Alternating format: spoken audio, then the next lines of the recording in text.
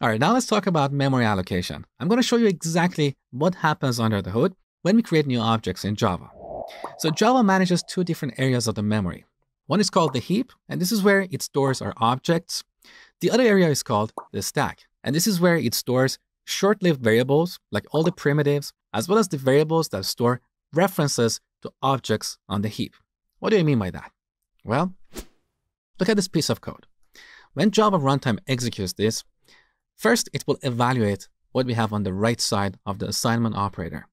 So it will create a new text box object, and it will store it on the heap. Now, let's say the address of this object on the heap is 100. Then Java runtime is going to execute this other part of the code. Here it will allocate some memory on the stack, and in this memory location, it will store the address of our text box object on the heap. So this variable that we have here is referencing an object on the heap. That's why we refer to these variables as reference types, because these variables don't store the actual values.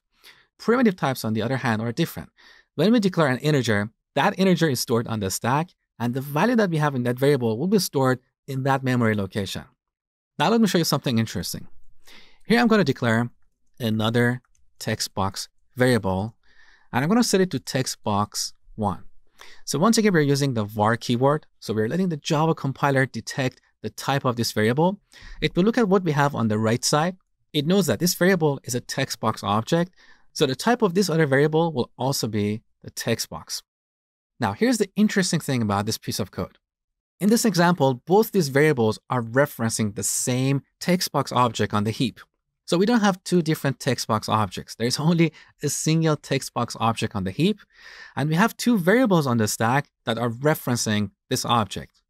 Because on line 7, we're copying the value that we have in this variable into this other variable. What do we have here? It's the address of our text box object on the heap, like 100, right? So with this piece of code, both these variables are referencing the same object. And that means if I modify that object through one of these references or one of these variables, the changes will be visible to the other variable. So here I'm going to use the second reference, the second variable.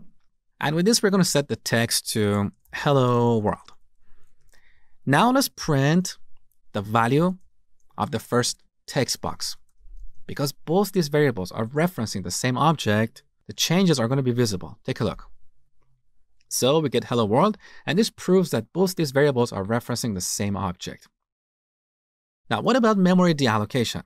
Well, in Java, unlike C++, we don't have to worry about deallocating memory. Java will automatically take care of that.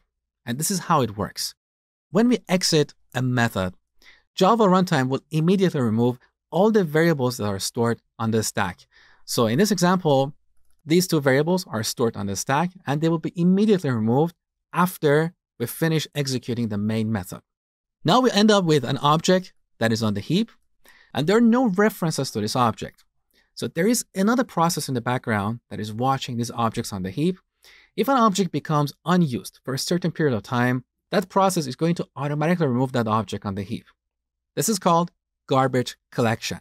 So Java runtime has this component called garbage collector, which will automatically remove unused objects on the heap.